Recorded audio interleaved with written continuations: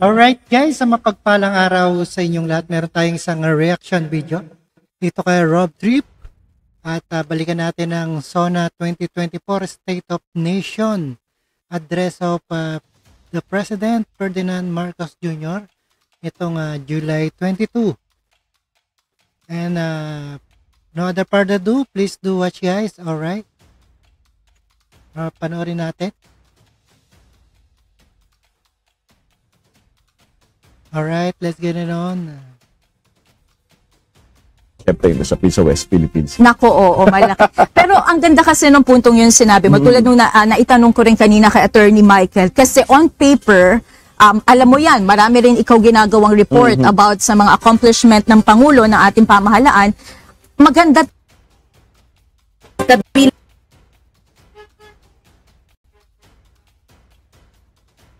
Alright, let's go. And the further ado, please do watch. Binigyan ng pagkakataon na pili na umawit ng lupang hinirang. Bicolana. Yan. Isa siyang Bicolana. Isa siyang 2024 World Championship of Performing Arts. By the price of rice at 45 to 65 pesos per kilo. Bagamat maganda ang mga statistikang ito, wala itong kabuluhan sa ating kababayan na hinaharap ang realidad na mataas ang presyo ng mga bilihin, lalo na ang pagkain, lalo't higit ng bigas. Totoo, puwersa ng merkado sa ating bansa at maging sa buong daigdig ang siyang nagdidikta ng presyo. Bunso nito halimbawa ng giyera, problema sa supply at puwersa ng kalikasan ng El Nino na naranasan din sa ibang bansa. Subalit, hindi na ito mahalagang alalahanin ng ating mga kababayang nabibigatan sa presyo ng bigas. Mahal kong mga kababayan, alam kong damang-dama ninyo ito. Hindi natin winawalang bahala ang inyong mga hinaing at hirap na dinaranas. Sa kabila ng mga hamon ng ating kinakaharap, nasaksihan natin ang pinakamataas na ani ng palay sa bansa nitong nakalipas na taon. Pumalo ito sa lagpas 20 milyong tonelada, ang pinakamataas na ani mula noong 1987. Gayunpaman,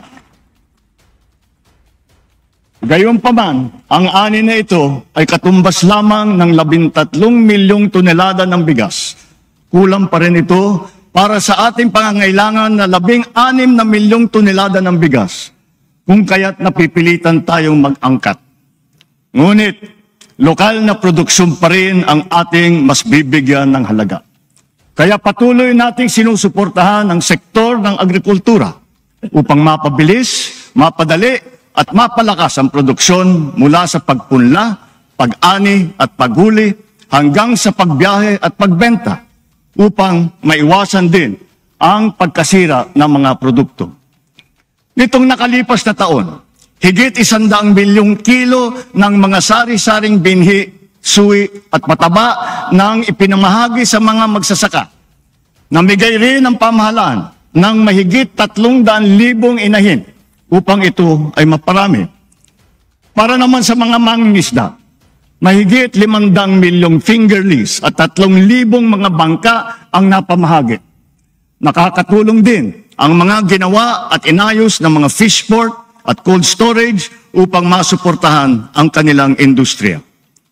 Bukod pa sa mga ito, naroon din ang mga teknikal at pinansyal na tulong para sa dagdag na kaalaman sa mga makabagong pamamaraan at pagkukunan ng sapat na puhunan. Handa na rin ang pamahalaan na ilabas ang mga bakuna laban sa swine fever na magpapalakas sa mga alagang hayop at magbibigay ng garantiya sa mga magsasaka laban sa pagkalugi.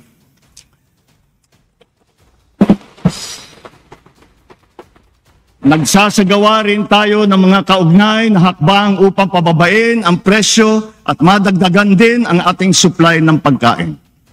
Because of compelling emergency reasons, such as illegal price manipulations by hoarders and smuggling, we were constrained to temporarily implement mandated price ceilings on rice. We also extended the reduced tariff rates to facilitate the importation of rice, corn, and pork until the end of this year. Tinitiyak ko sa ating mga magsasaka at sa buong sektor ng agrikultura na ang mga ito ay pawang panggipitang solusyon lamang. Sa reformang sakahan naman, tuloy pa rin ang ating programa at ang pamamahagi ng mga titulo sa ating mga magsasaka. Sa nakalipas na 2 taon, mahigit 130,000 titulo na ang ating naigawad sa mga benepisyaryo. Tuloy-tuloy din at pinabibilis pa natin ang pagkakahati-hati ng Collective Certificate of Land Ownership Award o yung CLOA para sa mga individual na benepisyaryo nito. Pinamamahagi na rin ang mga Certificate of Condonation kaugnay ng pagpapawalang bisa sa mahigit 57 bilyong piso utang na may 600,000 benepisyaryo. Bukod pa rito, naresolba rin ang mahigit 70,000 mga kaso patungkol sa reformang agraryo. Kasama rito ang mahigit 2,000 kasong matagal nang nakabinbin bago pa man pumasok ang administrasyon. Through modernized customs procedures and heightened enforcement efforts, more than 2.7 billion pesos worth of smuggled agri-fisheries products have been seized, preventing them from entering the market and negatively influencing prices. Bilang leksyon, ang mga nasabat na kargamento ng bigas ay agad nating ipinapamahagi sa ating mga mahihirap na kababayan. Ganon din ang sasapitin ng lahat ng mga ipupuslit ng mga bigas. Ang ibang mga produkto naman ay ating sisirain o susunugin, bukod pa sa pagkakakulong sa mga mahuhuling mga salaryman. Soon, we will be implementing the pre-border technical verification and cross-border electronic invoicing of import commodities. This will send a strong message that we mean serious business. To reduce unnecessary business costs, local government units no longer collect fees and charges from motorists transporting goods and merchandise while passing through national roads. On the same principle, LGUs have been strongly urged to refrain from collecting similar fees for the use of local roads. Nagsilbing kaagapay ng taong bayan ang kadiwa sa panahon na mataas ang presyo ng pagkain. Dahil naging epektibo ito, ang mga kadiwa centers ay magpapatuloy pa. Katuwang ang mga lokal na pamahalaan, dinagdagan pa natin ang mga kadiwa sa iba't ibang panig ng bansa. Higit sa lahat, layunin nating gawin permanente rin at mas madalas pa ang pagdaraos ng mga kadiwa. Matapos ngayong taon, ang 1,200 kilometro ng mga farm-to-market roads sa buong bansa. Mahigit 9,300 makinarya ang may papamahagi at pasilidad na magagawa ngayong taon. Patuloy tayo nagbubukas at kukumpuni ng mga irigasyon sa buong Pilipinas. Ngayong taon, bibigyan natin ng patubig ang halos 45,000 hektarya ng bagong lupain. Bubuhayin din natin muli ang irigasyon sa halos 38,000 hektarya ng lupain sa buong bansa. Isa sa mga natatapos na proyekto ay ang Stage 2 ng Malitubog-Maridagao Irrigation Project. Halos 10,000 hektarya ng lupain sa North Cotabato at sa Maguindanao del Sur ang masiservisyohan ng irigasyon na ito. Ang ilan sa mga ginagawa nating irigasyon ngayon ay solar. Ibig sabihin, pinapatakbo ang mga ito ng haring araw. Hindi nauubos at hindi nangangailangan ng paggamit ng krudo. Isang halimbawa ay ang kakabukas lamang na Kabaruan Solar-Powered Pump Irrigation Project sa Quirino, Isabela. Samantala, Dahil sa Halaur River Multipurpose Project sa Iloilo, halos 32,000 hektarya ng lupain ang mabibigyan ng patubig. Patutunayan ng proyekto sa Halaur River ang pinalalawig na potensyal ng irigasyon. Hindi na lamang patubig sa sakahan ang kaya nitong gawin. Ito na rin ay magagamit sa pagkontrol ng baha, paglikha ng kuryente, at pati na rin para sa turismo. Moving forward, irrigation dams will supplement all our other bulk water projects to ensure water security for our people, especially in the underserved areas. Matindi ang naging epekto ng dumaang El Nino, lalo na sa mga sakahan. Sa tinamong pinsala mula sa pagkasira ng mga pananim, nagkaroon ng proteksyon ang ating mga magsasaka sa pamamagitan ng ating binigay na crop insurance. Sa nakalipas na 2 taon, mahigit 9,000 piso halaga ang naging bayad, pinsala para sa mga apektadong magsasaka at mangingisda. Ngunit, mainam na rin na nailunsad na maaga ang mga modernong paraan ng pagtatanim tulad ng low water use farming technologies. Sa ating nasimulan na proyektong Lawa at Binhi, isinasagawa na ang mga modernong imbakan ng tubig upang lalong maging handa at protektado ang ating mga magsasaka sa banta ng tagtuyot. As we can see in all the world, weather events are, as has been predicted, getting more extreme, such as torrential rains that instantly shift to scorching heat waves or vice versa. Our country's geographical location makes us highly vulnerable to the adverse effects of climate change. Precisely because of our inherent vulnerability, we are proactive advocates for heightened climate responsibility and justice on the global stage. To this end, we have secured a seat on the board of the Loss and Damage Fund. And further, the Philippines has also been selected as host country to that fund.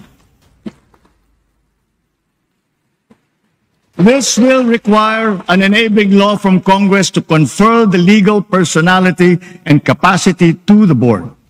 This welcome development shall complement all our other climate adaptation and mitigation measures and give us a strong voice to access the needed financial assistance for climate-related initiatives and impacts. Gayunpaman, ang pinakamahalaga ay ang buong bansa ay matibay at laging handa sa nakakapinsalang mga sakuna. Nangunguna ang ating mga DRRM workers upang tiyakin ang ating malawakang paghahanda at ang ating pagiging mulat at listo sa anumang oras.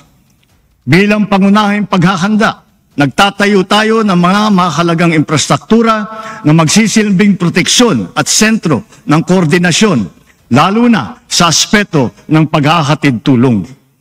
Within the past 2 years, almost 100 evacuation centers have already been built. While in January of this year, we started the operations of our Disaster Response Command Center, which shall serve as a central hub for the government's disaster response efforts. Ngayon, sa pagpihit ng panahon, ang hagupit ng La Nina at mga matinding pag-ulan naman ang ating binabantayan at pinaghahandaan.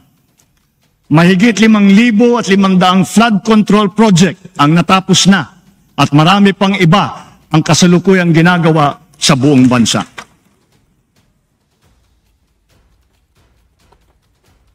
Isa na rito ay ang Flood Risk Management Project sa Cagayan de Oro River na magbibigay ng pangmatagalang proteksyon sa mahigit 600 hektarya ng lupa at 60,000 nating mga kababayan. Isa pa ay ang proyekto sa Pampanga Bay na magsisilbing karagdagang lunas sa mga pagbabaha. Noong Enero, inilunsad natin ang Kalinisan sa Bagong Pilipinas, kung saan pinakilos natin ang ating mga barangay upang maglinis sa kani-kanilang komunidad. Sa 5 buwan lamang, mahigit 40,000 tonelada ng basura ang nakolekta ng mahigit 22,000 mga barangay sa buong bansa. Inaasahan ko ang tuloy-tuloy na suporta ng mga lokal na pamahalaan sa paglilinis ng ating pamayanan. Bilang halimbawa rin dito sa Maynila, nagsimula na ang malawakang pagtutulungan upang bigyang buhay muli ang Ilog Pasig.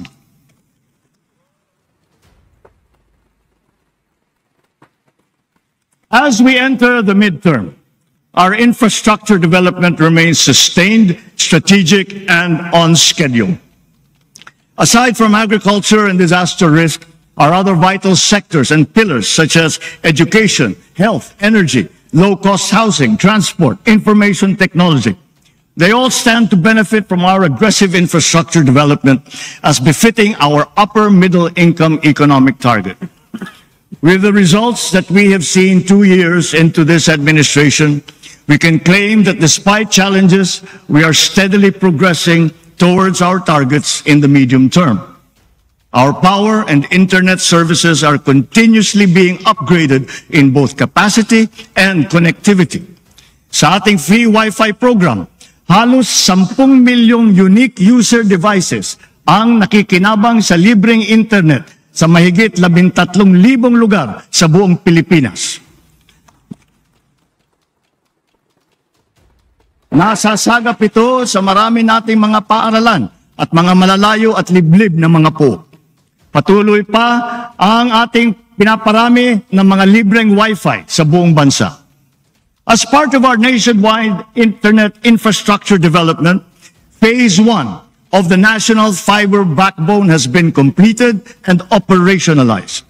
Phase 2 and 3 have already begun early this year and shall be completed by 2026. This fiber backbone will give us sufficient capacity in terms of bandwidth. As of 2022, only 77% or 20.6 million households were connected to the internet. This is much too low. Together with our private sector partners, we will efficiently harness the concept of common towers to provide connectivity to Filipinos who are at the far end of the last mile. Expect full government support to ensure the successful completion of this critical project, including policy reforms and streamlined processes.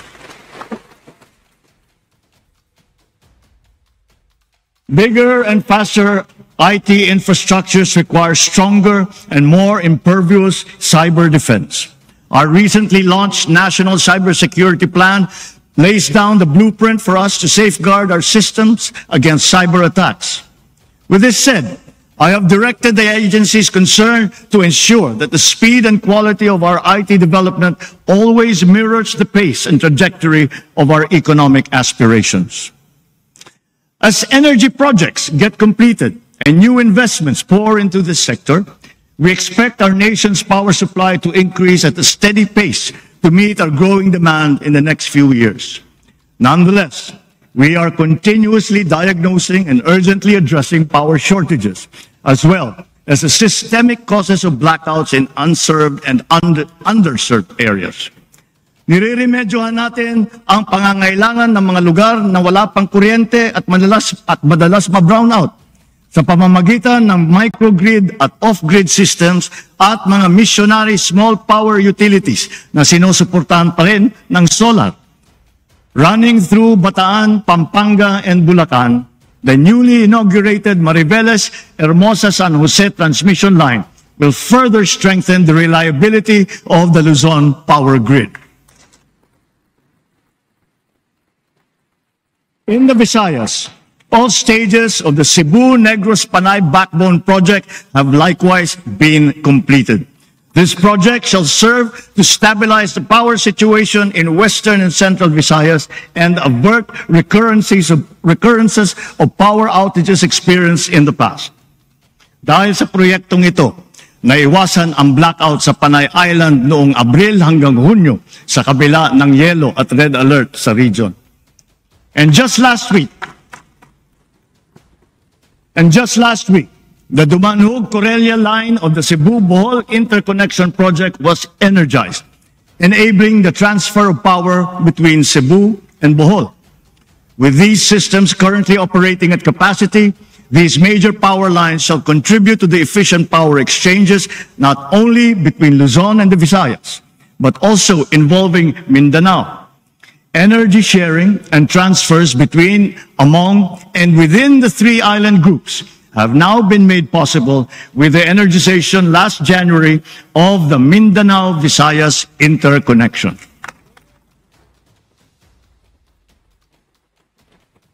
The energization of the Mindanao-Visayas interconnection is a defining moment, not only for the power sector, but for the entire country. Finally, we have connected the power grids of all three major island groups.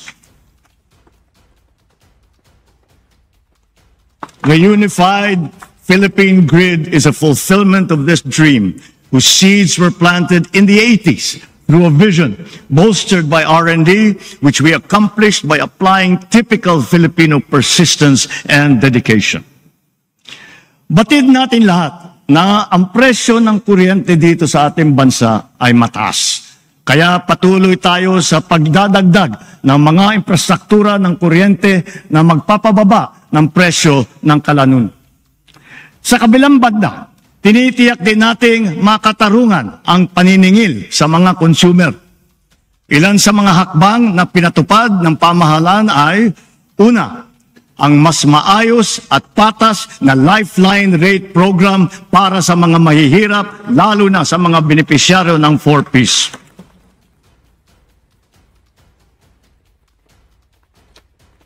Pangalawa, ang naging pangsamantalang pagsuspindi ng fit-all tariff sa ating electric bill. Pangatlo, ang anti-bill shock program. At pang-apat, ang naging pagsuspindi ng wholesale electricity spot market noong panahon na nag-red alert sa Luzon at Visayas grid. At ang panghuli, mga refund at pagpapatanggal ng mga sobrang singil sa consumer tulad ng franchise fee.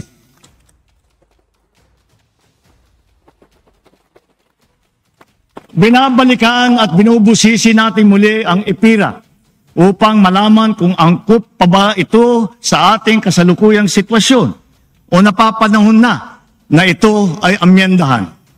Hinihiling ko sa Kongreso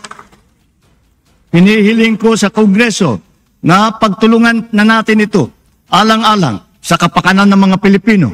Sa taas ng presyo ng kuryente sa bansa, nahihirapan hindi lamang ang mga negosyante, kung hindi lalo na ang taong bayan.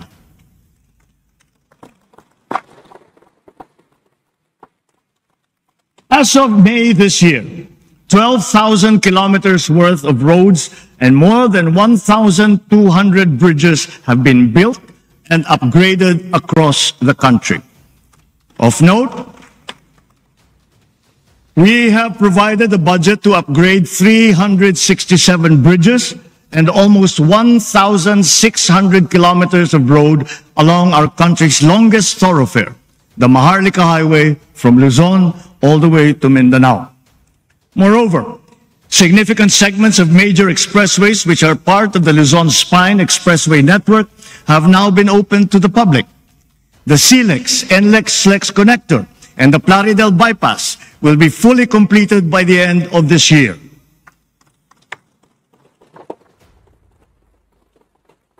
PALAX and the C5 South Link will be fully operational by next year.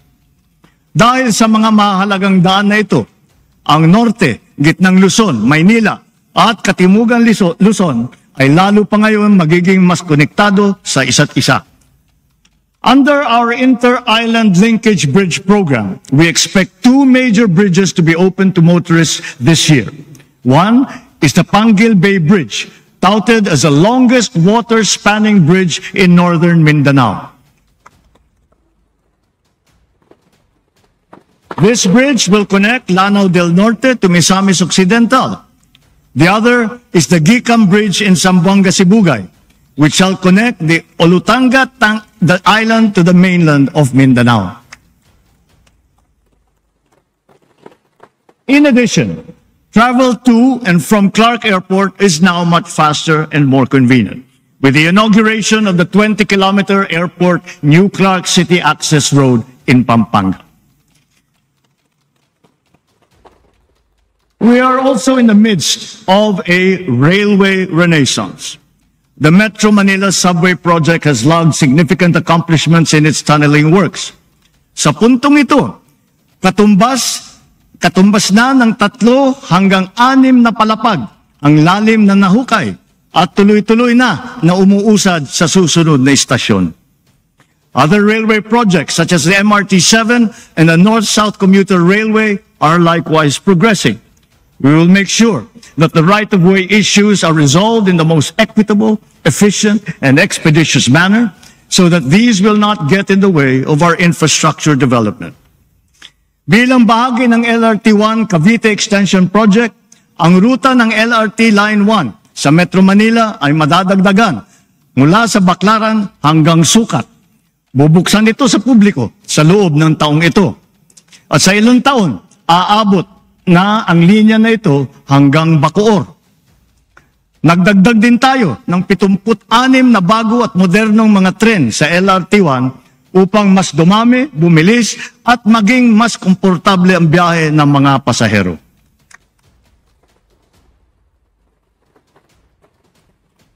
Kamakailan lamang, binuksan naman natin muli sa publiko ang PNR Bicol Line na may habang 100 kilometro mula Naga hanggang sa Legazpi. Gayon din, patuloy ang pagpaganda ng ating mga paliparan at ang ating mga daungan para sa ikaginahawa ng ating mga manlalakbay. Unang-una na rito ang paliparan ng Maynila. Sa pangangasiwa ng pribadong sektor, inaasahang gaganda ang itsura at serbisyo nito sa mga susunod na taon. Soon, it will be capable of accommodating 48 flights per hour, servicing our ever-increasing local and international flight routes, and catering to more than 62 million passengers every year. More than 70 airports and seaport development projects across the country have now been completed, and another 350 ongoing projects are set to be completed by the year 2028. Notably, the capacities of the passenger terminal buildings of the General Santos Airport and the Bicol International Airport have been expanded by 300 and 500%, now catering to 2,000 and 1,600 passengers respectively. Meanwhile, the Batangas Port PTB, a popular marine gateway to Mimaropa, the Visayas, and to Mindanao, can now accommodate 8,000 travelers at any given time. Thanks to Congress, the public-private partnership as a crucial funding mechanism for big-ticket projects is now institutionalized by the force of law.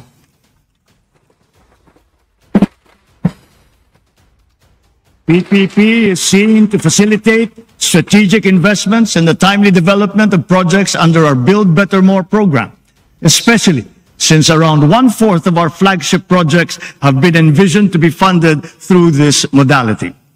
As a perfect example, the NAIA PPP will go down in our history, not only as among the largest and fastest approved PPPs, but one that has set the bar in terms of openness, transparency, and competitiveness of the process.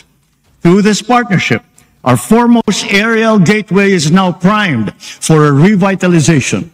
Once considered as among the worst and most stressful airports in the world, it will soon be a world-class international airport that we can all be proud of.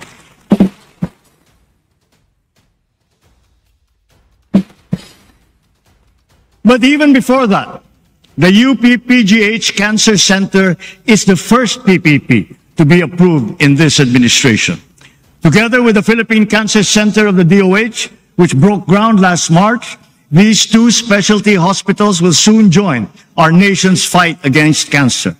These centers will be a godsend to the more than 400,000 Filipinos who are afflicted with this deadly disease.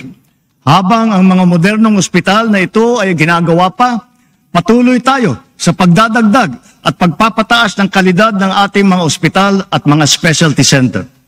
Binuksan na natin sa publiko ang mahigit 20 bagong urgent care and ambulatory service o mga bukas centers sa iba't ibang lugar sa bansa. Intended Intended to decongest public hospitals, these centers shall provide competent ambulatory care, most especially to the poor and to the disadvantaged, for health conditions that do not require hospital admission. Katuwang din natin ang lokal na pamahalaan sa mga tinatayo natin mga tawag na super health centers. Sa tulong ng mga LGU, malalagyan natin ng sapat ng mga doktor at nurse ang mga ito at madadagdagan pa natin sa mga susunod na taon.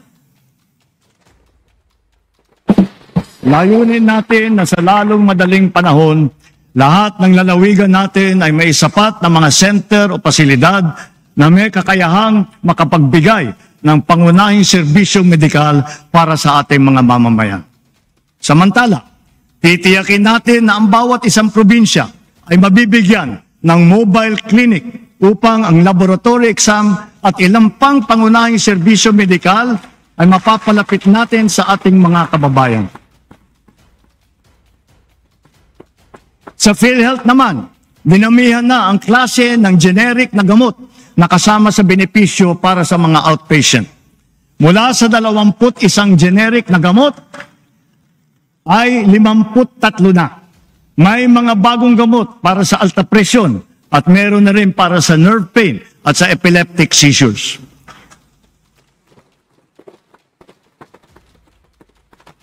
Bilang tugon sa dumaraming insidente at tumataas na presyo ng pagpagamot, itinaas na ng PhilHealth ng mahigit doble ang mga benepisyo para sa mga malulubhang karamdaman tulad ng acute stroke at pulmonya. Ang limit na ngayon para sa mga kondisyon na ito ay itinaas na hanggang 76,000 piso at 70,000 piso. Upang mapaigting pa ang paglaban natin sa cancer, tinaasan ng PhilHealth ng mahigit 1,000% ang benepisyo para sa pagpagamot ng breast cancer. Ang dating limit na 100,000 piso, ngayon ay ginawa na nating 1.4 million pesos.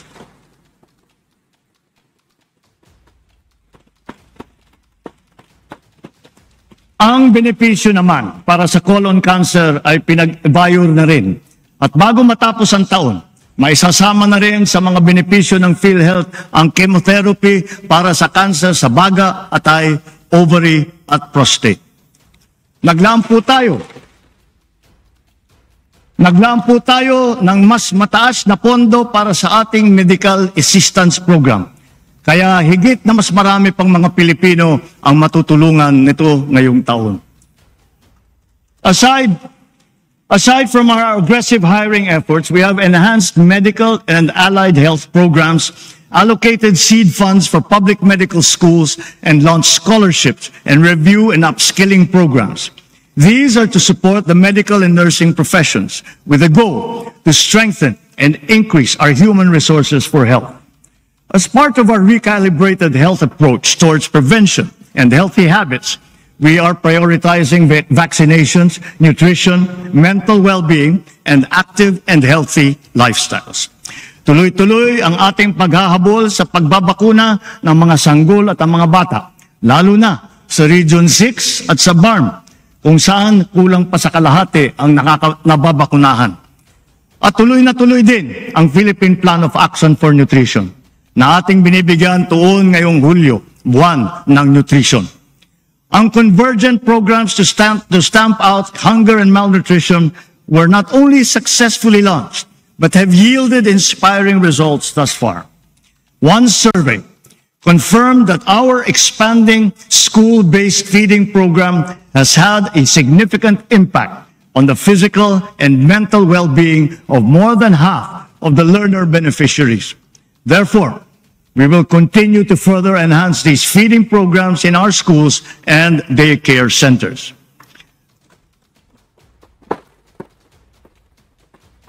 The recently launched Walang Gutom 2027 will now be fully rolled out from the initial 2,300 households, now all the way to 300,000 food-poor households across the country by the end of this year. But the program will go on until we feed the 1 million most food-poor families by 2027.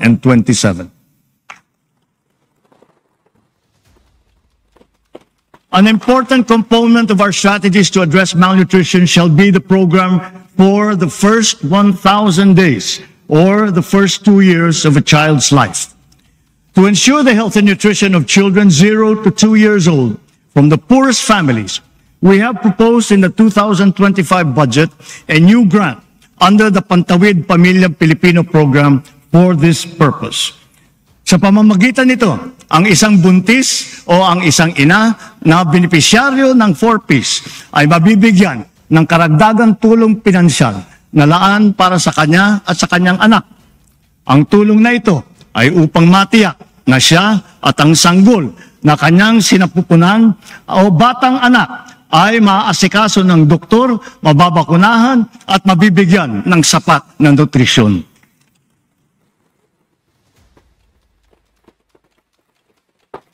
Closely related to this, the DOST has been continuously undertaking scientific research to develop nutritious food and drinks, which can be integrated into the government's feeding program. Government is aware of the pressing yet delicate social issues of the day, such as the mental well-being of our people.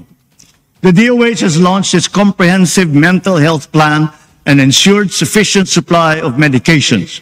PhilHealth has also released this year its mental health benefit package for all its members. At the same time, grassroots and sports for all programs are back in the mainstream, catering to Filipinos of all ages. Nailunsad na namang muli ang taunang palarong pambansa matapos ang 3 taon na pagkakatigil nito dahil sa pandemya. Binabati natin ang Marikina at Cebu at ang kagawaran ng edukasyon sa kanilang matagumpay na pagtatanghal ng mga palarong ito. We will continue to support these health-enhancing sports programs. Through these, we will also set forth our youth on the same well-established path that has taken some of our national champions and renowned athletes to sporting greatness. As we speak, 28 of our finest athletes are competing in Paris now for the glory of the Philippines.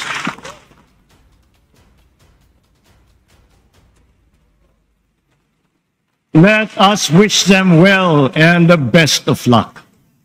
Sa larangan naman ng edukasyon, investing in our own people is not only a fundamental moral imperative for us, but an economic one as well. In its report, the World Bank revealed that our promising economic growth is largely attributable to our people.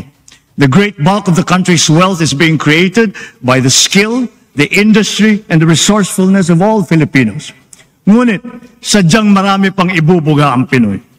We must harness the totality of the Filipinos' potential. Thus, for consecutive years, we have prioritized an increase in budget for the inclusive development of Filipinos, not just in food, nutrition, and health, but even more so in education and training. Recent assessments have revealed the poor reality that more than half of our grades 6, 10, and 12 students have failed to reach the ideal proficiency levels, faring low in information literacy, problem solving, and critical thinking skills. Therefore, our National Learning Recovery Program must proceed without the slightest disruption, especially in basic education. Our system of education must be strategically calibrated to make sure that our youth are not only taught to become literate, but it has also consciously developed them into problem solvers and into critical thinkers, hungry for success, ready for the future. Similarly, as we relentlessly address the classroom gap, the digital gap must also be bridged with equal intensity. We are working towards the day when all students will be equipped with computers, smart TVs, essential programs, digital books, and once again, access to reliable power and the internet. Digitalization and solar-powered electricity must now become the standard features in our schools and in our classrooms. Simply put, This is educational reform through technology.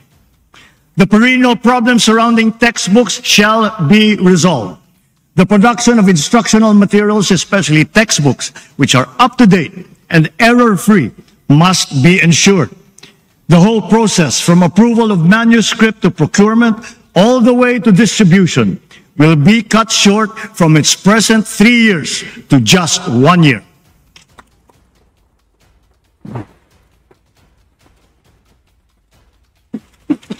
Ito ngayon ang magiging hamon sa ating bagong kalihim, na tiyakin ang pagbangon at pagtaas ng kalidad ng edukasyon sa bansa sa lalong madaling panahon.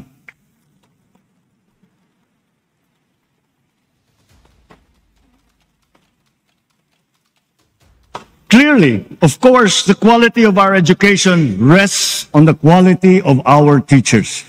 Every classroom that we build will be but an empty and lifeless structure without its moving force, the teacher. But our teachers are not just perfunctory figures in our schools. They are the very foundation of our educational system. And so, as we build and upgrade schools, so too must we uplift and upskill our teachers, whose competence and trademark Filipino patience, determination, and compassion will be at the core of our national learning recovery. Dinagdagan natin ang mga empleyado ng hahalili sa mga guro upang magampanan ang mga sari-saring gawain sa paaralan. Sa gayon, ang ating mga guro ay makakatutok ng mabuti sa kanilang propesyon na pagtuturo. Katuwang ang Kongreso na isabatas na ang Kabalikat sa Pagtuturo Act. Ito'y magbibigay sa mga guro ng nasa pampublikong paaralan ng taunang teaching allowance para pambili ng mga kagamitan sa pagtuturo at mga kaugnay na gastusin.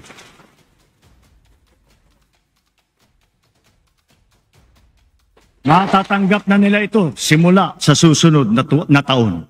Meron na rin silang personal accident insurance mula sa GSIS. Makakapaghatid din ng dagdag na ginhawa ang special hardship allowance para sa mga karagdagang public school teacher na masasaklaw nito na nakakaranas ng matinding hirap at panganib sa kanilang araw-araw na pagtatrabaho. At wala na ring utang taging sa mga teacher. Hindi magiging hadlang ang kanilang pagkakautang upang makapag-renew ng kanilang mga lisensya. Bagkus, marapat lamang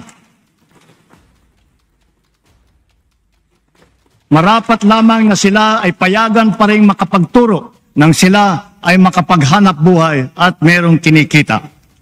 Of equal significance, we have allocated funds to finally implement the expanded career progression system for our public school teachers. This will promote professional development and career advancement within their ranks. This expanded system lays out two major career paths for our teachers to pursue: the teaching and the school administration tracks, each of which shall have ample career growth opportunities. With this system in place, we will accelerate the career growth of teachers. Sa sistemang ito, wala nang public school teacher ang magre-retire na teacher 1 lamang.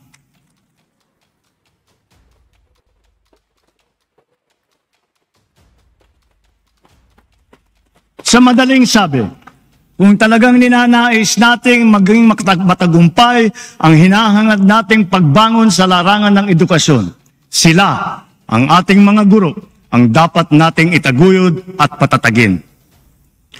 Last year, we reported that our system of higher education was gaining international recognition for all the right reasons. As further evidence, 87 of our higher educational institutions have now made it into various world university rankings. 51 of them are public universities or colleges. Also, we witnessed this past school year a significant rise in the enrollment rate in higher education, both in public and in private institutions. The same upward trend is likewise noted in technical vocational education and training, or TVET.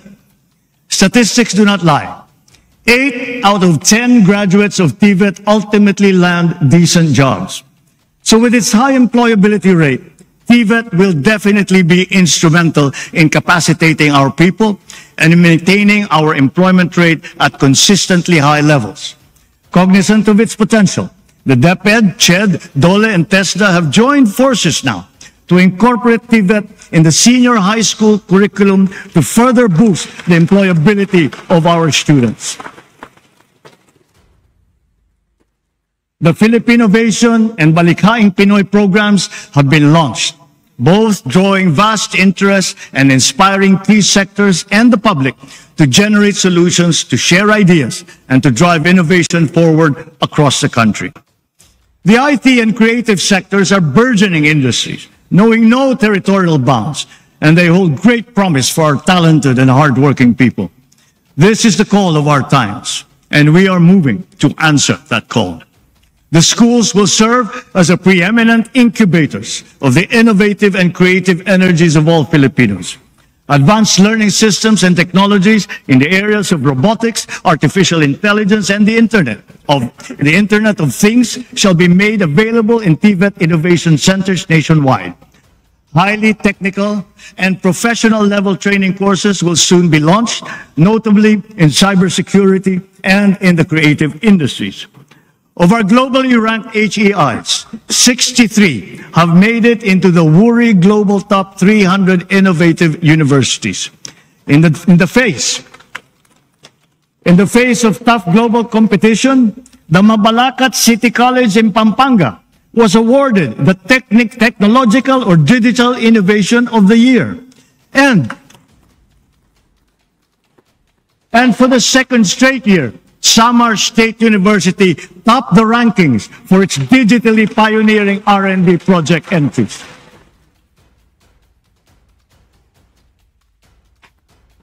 Relevant scholarships and R&D grants will continue to be available, aligned with our agenda to foster startups. To commercialize and mass-produce R&D outputs, crucial support such as intellectual property rights enforcement and venture financing have been put into place. We are also building essential infrastructure and linkages to support the ethical development of artificial intelligence systems for high-impact practical applications. Since the nation's foray into space technology, our satellites in space have generated more than 51,000 maps, images, and spaceborne data for various purposes. These now provide us with vital information that guides our country's stratagems and decision-making in agricultural development, urban planning, and environmental management, including the strengthening of our maritime domain awareness, to name but a few examples.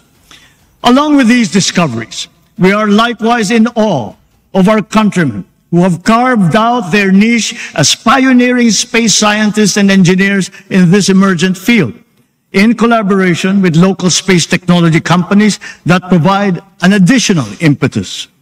As we speak, 16 of our space engineers are in the United Kingdom, resuming work on the development of the Multispectral Unit for Land Assessment, or the MULA satellite. Once completed, the MULA satellite will be our largest Earth observation satellite to be launched into space so far.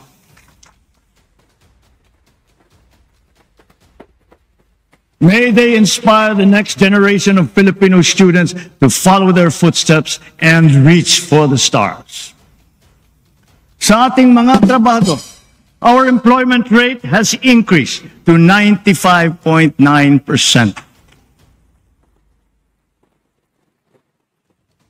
We also saw a significant increase in high-quality jobs.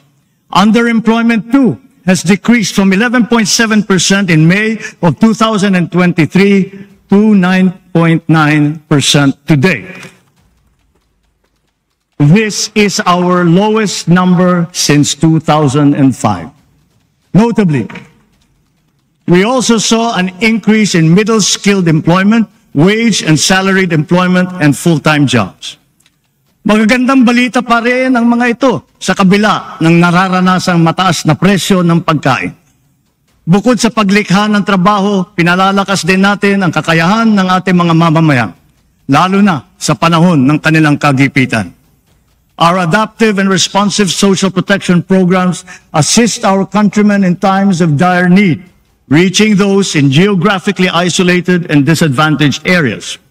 More importantly, these programs seek to develop their productive potential and bridge their capacities towards self-sufficiency. With a noble aim of breaking the cycle of poverty across the country, the Pantawid Pamilya Program, the Pantawid Pamilyang Pilipino Program has not only consistently accomplished its annual targets, it has also proven its efficacy over the years. Mula nung nakaraang SONA, mahigit 420,000 pamilya ang nag-graduate sa programa. Ibig sabihin, sa tulong ng 4Ps, mas gumanda na ang kanilang kalagayan at kakayahang makipagsapalaran sa laban ng buhay. Sa katunayan, mahigit 4,000 graduate ng 4Ps ay nasa hanay na ngayon ng mga lisensyadong guro. At hindi lamang yun, 35 sa mga top-notcher ng sari-saring mga board exam na idinaos nitong nakalipas na 2 taon ay nagmula sa mga pamilya na benepisyaryo ng 4Ps. Ilan sa kanila ay si Teacher Kane Jevy Cervantes ng Davao Oriental na nakakuha ng number 1 sa licensure examination for professional teacher.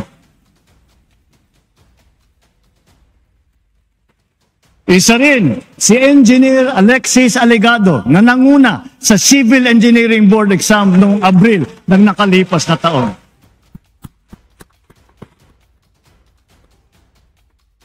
Tomorrow, the birth date of Apolinario Mabini, we cap off the National Disability Rights Week. Our PWDs can rest assured of government's effective implementation of beneficial policies and programs that will guarantee equitable opportunities, special interventions, and incentives for them. Mula nang pumasok ang administrasyong ito, nagsimula na ang mga programang pangkabuhayan na nakalaan para sa ating mga PWD. Sa susunod na taon, ilulunsad naman ng PhilHealth ang benepisyo nito para sa mga batang may kapansanan.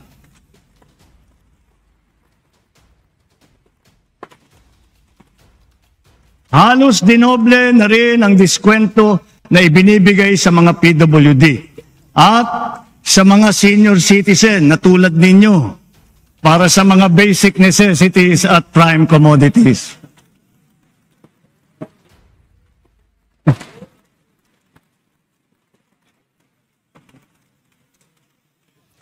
Natuwa kayong lahat doon.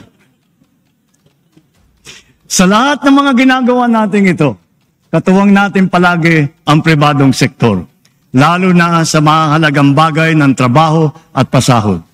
With tripartite consensus, minimum wage levels have been increased in various sectors in all regions, including the BARM, for workers and private establishments.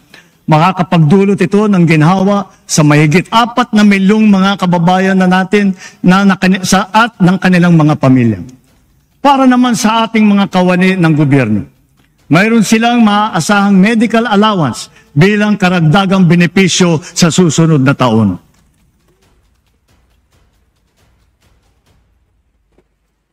At hindi lamang yun, mayroon ding napipintong aumento sa sweldo na makukuha nila sa 4 na tranche. Naglaan na po tayo ng pondo para dito simula sa taong ito at sa mga susunod na taon.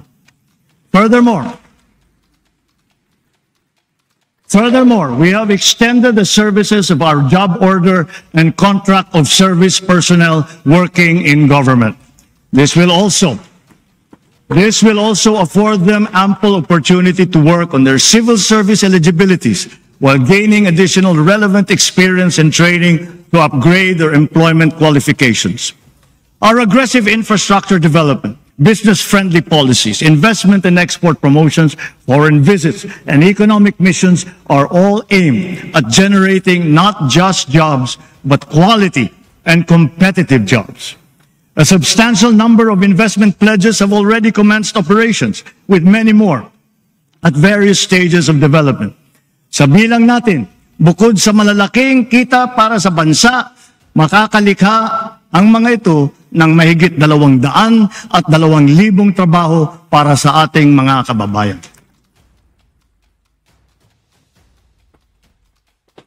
The rationalized incentive scheme under the CREATE Act has also made possible the generation of investments amounting to more than 1 trillion pesos and more than 100,000 new jobs. This promising state of affairs is now beckoning us to create more through the passage of the Create More Act. Conscious efforts to improve the ease of doing business and delivering government services through digitalization, integration, and streamlining of processes have produced their intended multiplier effects. Cost savings from operations have translated to higher revenues and to more speedy transactions. These have effectively addressed the fragmented, overlapping, and time-consuming procedures that have hindered optimal productivity by government. Attributable to these transformative reforms, government services are becoming more efficient. More and more systems are now digital and cashless, assimilating individuals, MSMEs, even agricultural workers. These have expedited transactions and commercial exchanges and promoted the convenience of all parties concerned. Ang Paling QR ay isa sa mga programang unti-unting lumalakas, ang hatak sa publiko at dumarami ang gumagamit. Bolstering our Cybercrime Prevention Act, the recently passed Anti-Financial Account Scamming Act will further protect the public by heightening the responsibility and security systems of banks and financial institutions and imposing high criminal liabilities on social engineering schemes and money mules.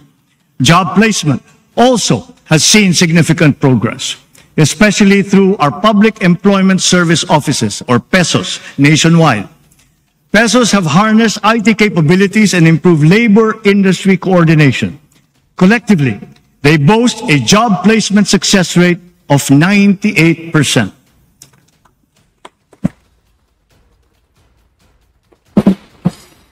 Likewise, due to shortened timelines, we have recorded a significant increase in new business and corporate registrations, including foreign firms, which surpassed last year's numbers. The observed choke points in our food supply chains and in the logistics sectors are now being removed. And at the same time, the identified gaps are being filled in to make them efficient, interconnected, and seamless, saving precious time and cost. The approval of energy projects is moving towards complete virtual integration of its required procedures. The expedited processing of our infrastructure flagship projects under the Build Better More program shall also follow suit. Our digital infrastructure was substantially strengthened courtesy of common towers that more than tripled in number since last year, owing to streamlining of permitting requirements. Air transport and tourism have been made more convenient because of the shift to paperless immigration and customs forms, thanks to the e-travel system. And soon, the piloted e-gates will be standard fixtures at airports to further facilitate ease of mobility during departures and arrivals. And with all this said, the implementation of the Philippine e-visa will be next in our digital transformation agenda.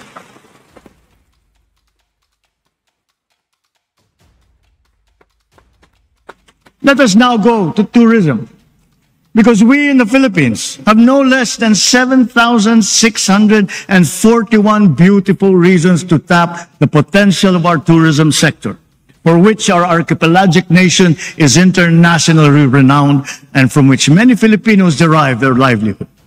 While a resurgence in this all-important sector is being observed, pre-pandemic data present to us a great challenge that we must surpass. It is a challenge that is well within our grasp.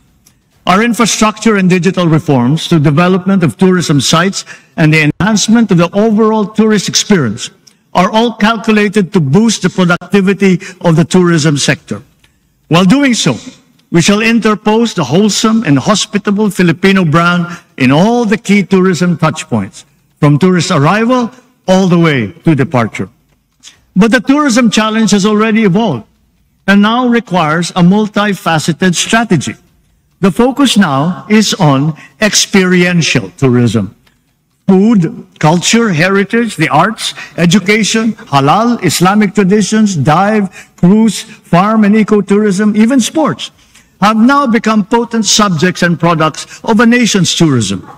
This is an imperative, and that we must elevate and expand our understanding of the one town, one product, or OTOP concept. It must not inhibit, but rather it must inspire. We must not rest content to have just one. Rather, we must seek the optimal number of high-quality products and services which at the same time showcase our community's distinctive history, traditions, and talents.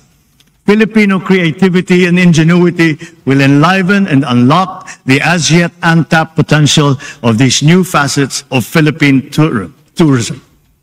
Sa ating mga OFW, ayon sa datos ng Bangko Sentral, mahigit 37 bilyong dolyar ang naipasok sa bansa ng ating mga OFW noong nakalipas na taon.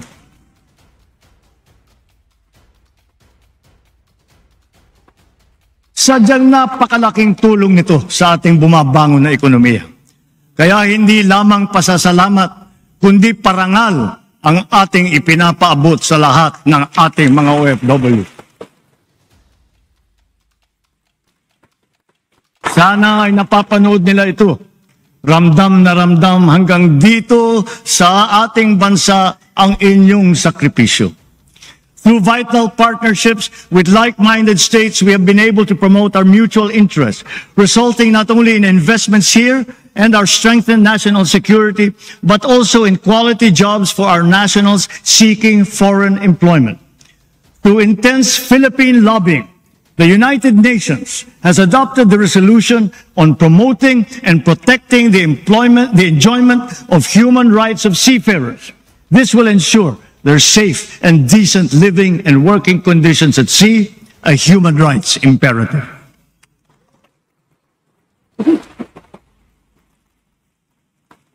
Patuloy ang ating pagtulong sa mga OFW. Hindi ito natatapos sa kanilang paglisan sa bansa. Karagdagang mga espesyal na pasilidad at serbisyo ang ating binuksan para sa kanila, tulad ng OFW Lounge sa NAIA at Seafarers Hub sa Maynila. Ang mga OFW natin na naapektuhan ng sari-saring mga kaguluhan tulad sa Israel, sa Gaza, sa Sudan, Lebanon at Yemen ay natulungan natin at naiuwi ng ligtas sa bansa.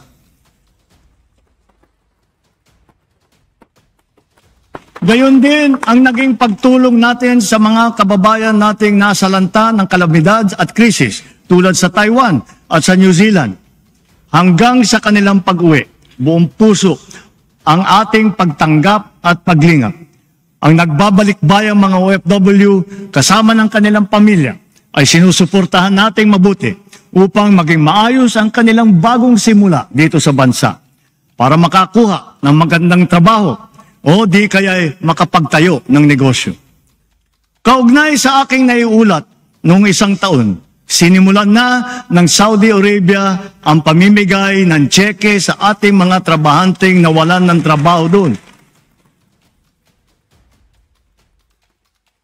Unti-unti, ang ating mga naapektuhang OFW ay nababayaran na. For this, we convey our sincerest gratitude to the Crown Prince of Saudi Arabia and the Kingdom of Saudi Arabia.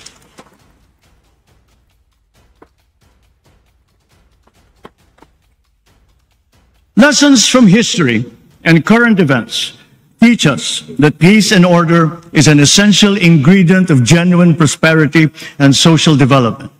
This is the path that we choose to take.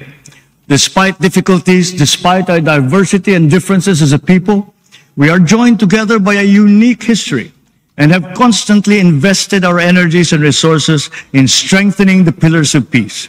Our police, military, and Coast Guard undergo continuous capacity building and asset upgrading so that they are better able to preserve the peace and defend our territory. We have noted an overall decrease in crime rate and an improvement in crime solution efficiency. But this is not enough. This is not enough.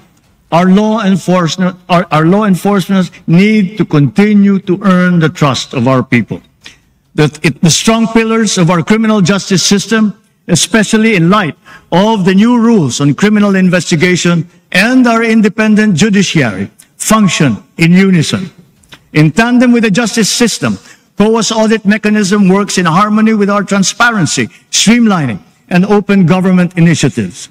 All in all, these successfully foster a culture of accountability that curbs corruption in government. With the newly enacted Republic Act number 12009 that I signed just last Saturday, government procurement will be modern and innovative, more streamlined and efficient, and truly at par with global best practices.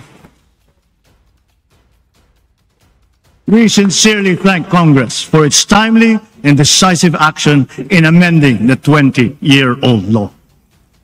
We have come a long way in our quest for a lasting and inclusive peace. No guerrilla fronts remain active across our country today. Only 7 weakened groups remain to be dismantled, and they are the subject of focused operations. But along with the assertion of government might, we also offer peace, community development, and reintegration programs for those who have returned to the fold of the law. Through a comprehensive and transformative approach, we have rebuilt not only lives, but also conflict-affected communities. The implementation of peace agreements is now in its concluding phase. Former combatants now live peaceful and productive lives in their respective communities. Some of our former rebels are now absorbed into the AFP, serving in the defense of the Republic, while others are now part of the PNP BARM. Government will honor and fully comply with its remaining deliverables and commitments under these agreements.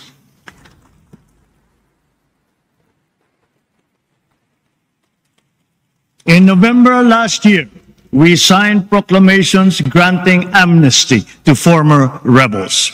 A month later, and then in June of this year, the House of Representatives and the Senate issued their respective resolutions concurring with these amnesty proclamations. That Congress is one with us is a testament to the whole nation's sincere desire for peace. In such a short period, the BARM has impressively established a strong foundation for its progressive autonomous social development. Investments continue to pour into the BARM. Last year, investments in the region increased by 140% year on year. The improved peace and order situation, good governance, not to mention high hopes and confidence amongst its people, all contribute to the reasons why BARM's poverty index has significantly decreased since 2018. In Marawi, the rehabilitation and rebuilding continue under the supervision now of the Office of the President. Our focus remains on restoring energy, water, and livable communities. As of today, all 7 intergovernmental mechanisms of the BARM, as mandated under the organic law, have been organized and activated. These will guarantee effective and constant consultation between the Bangsamoro and national governments in the fundamental aspects of governance. 5 out of the 7 essential laws for the BARM have already been enacted by the BTA Parliament. Now it has its own administrative code. It has its own local government code, its own election code, and those for education and the civil service as well. So with these inspiring developments, the BARM appears primed and ready for its regular elections, the first ones that they will have in the coming year.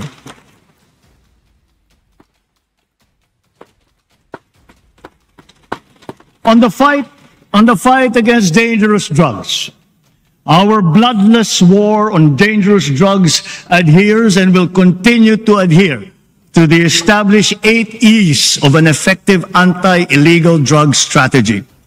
Extermination was never one of them.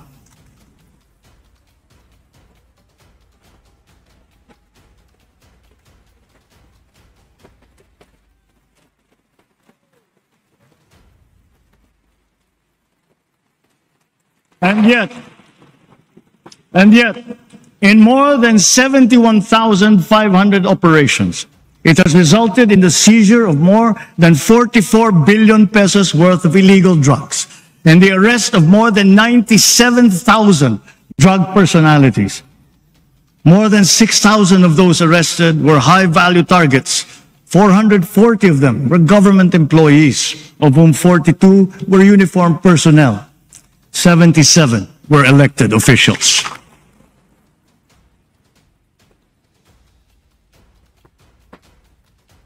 So to further paralyze their operations, dirty money and assets worth more than 500 million pesos have been frozen and preserved. With strong case buildup and efficient prosecution, the drug conviction rate is at a high of 79%.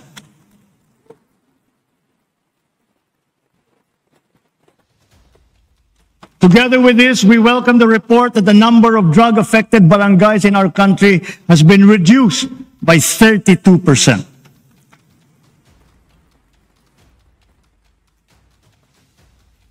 In our international relations, we have faced challenges to our territorial sovereignty, and we will assert our rights and interests in the same fair and pacific way that we have always done.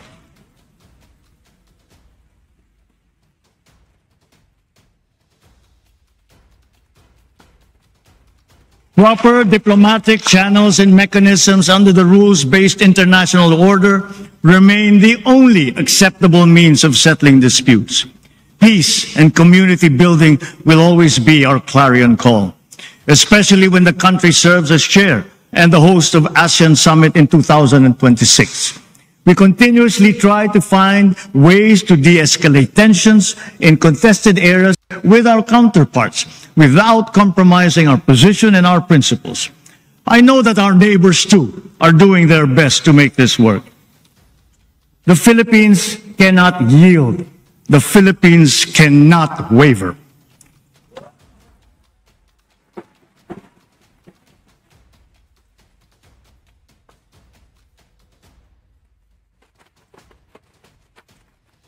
We are now more conscious as a people and strategic in heightening our aerial and maritime domain awareness.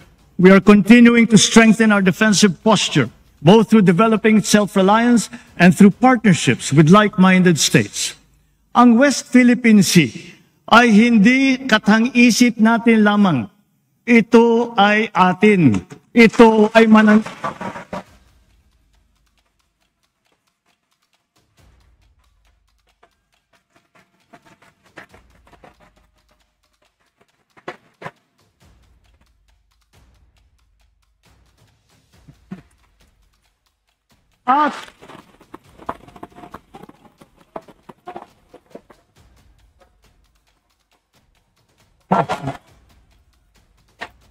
At ito ay mananatiling atin hanggat nag-aalab ang diwa ng ating minamahal na bansang Pilipinas.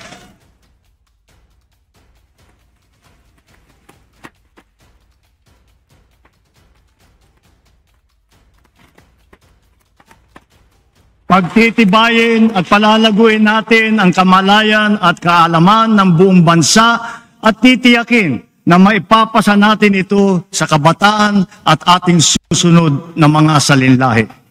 Laws on our maritime zones and archipelagic sea lanes make sure that this intergenerational mandate, this duty, will firmly take root in the hearts and minds of all our people. Sa buong sandatang lakas, sa Coast Guard, sa ating mga mangingisda sa West Philippine Sea. Tagapimpunin niyo ang taus-pusong pasasalamat ng buong bansa dahil sa inyong ginagawang pagmamatyag at sakripisyo.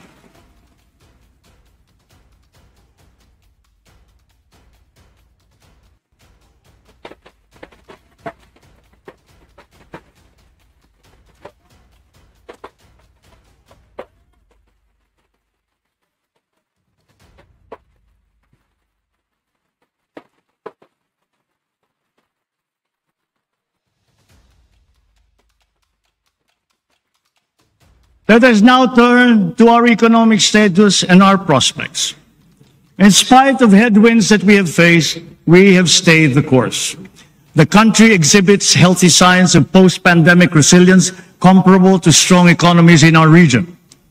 Our poverty rate has significantly dropped to 15.5%, down from 18% in 2021.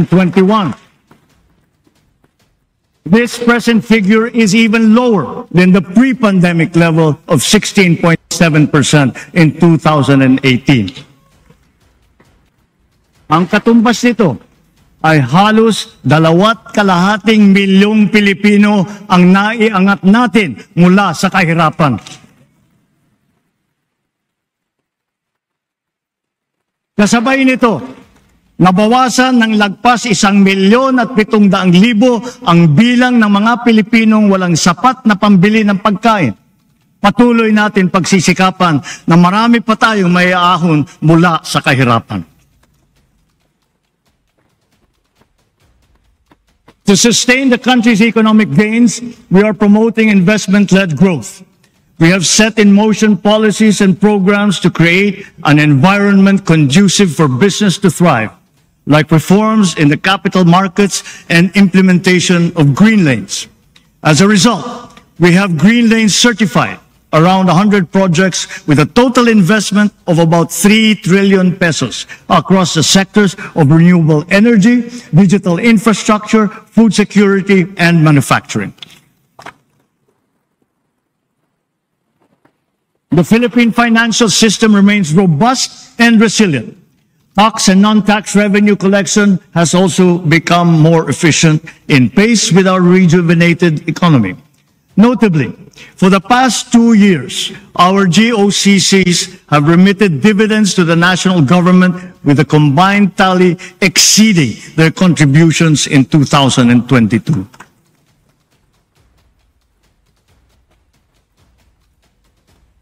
To build on these, and guided by strong fiscal discipline, our proposed government budget for this year was crafted. Alright guys, ayan, napanood po natin at napakinggan dito sa ating reaction with video. utmost care, diligence, and meticulous attention. We look to the cooperation of our colleagues in the legislature, not only that our proposed national budget be approved in your usual timely manner, but it be adhered to as closely as possible. We expect all agencies to ensure that every centavo allocated will be judiciously spent for our urgent priorities and socially impactful programs. Mga kababayan, sa lahat ng ginagawa natin ito at mga gagawin pa, mataas ang aking kumpiyansa na malalampasan din natin ang hamon ng ating pinagdadaanan. Dahil ito ang pangunahing hinaing ng taong bayan. Hindi tayo titigil sa paglalaban sa kahirapan at sa paghahanap ng lunas upang maibalik sa normal ang presyo ng bilihin, lalo na ang bigas. At ngayon po, naririnig po namin ang malakas na sigaw ng taong bayan laban sa mga pogo. Disguising as legitimate entities, their operations have ventured into illicit areas furthest from gaming, such as financial scamming, money laundering, prostitution, human trafficking, kidnapping, brutal torture, even murder. The grave abuse and disrespect to our system of laws must stop. Kailangan nang itigil ang panggulo nito sa ating lipunan at paglalapastangan sa ating bansa.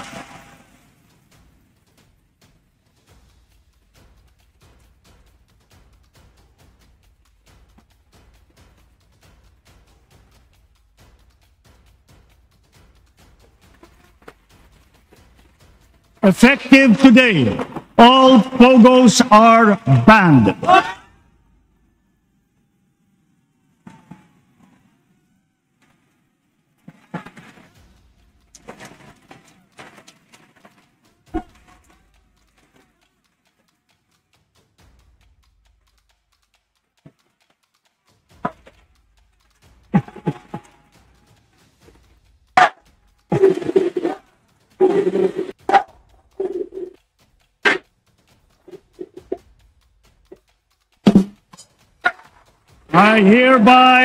I hereby instruct PAGCOR to wind down and cease the operations of POGOs by the end of the year. The DOLE, in coordination with our economic managers, shall use the time between now and then to find new jobs for our countrymen who will be displaced.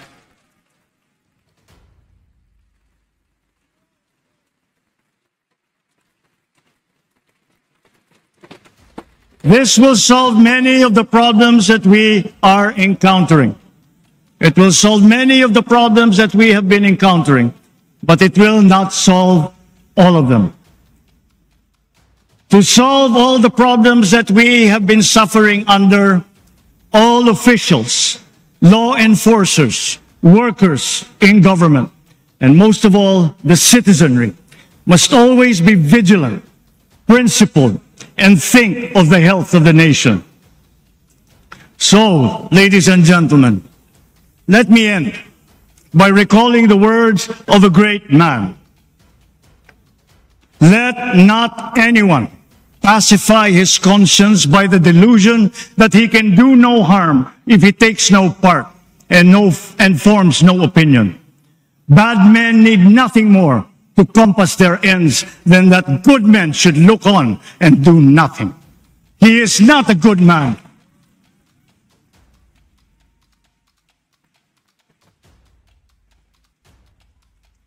He is not a good man who, without a protest, allows wrong to be committed in his name.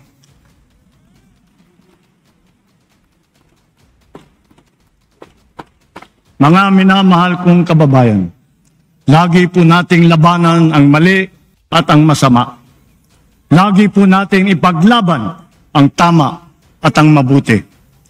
Lagi po nating mahalin ang Pilipinas. Lagi po nating mahalin ang Pilipino. Mabuhay po kayo at mabuhay ang bagong Pilipino. Maraming salamat po. Alright guys, ayan napakinggan natin at napanood dito sa ating reaction video ni Rob Trip. And see us again sa ating sunod na SONA ni PBBM. And thank you so much sa inyong lahat and peace out.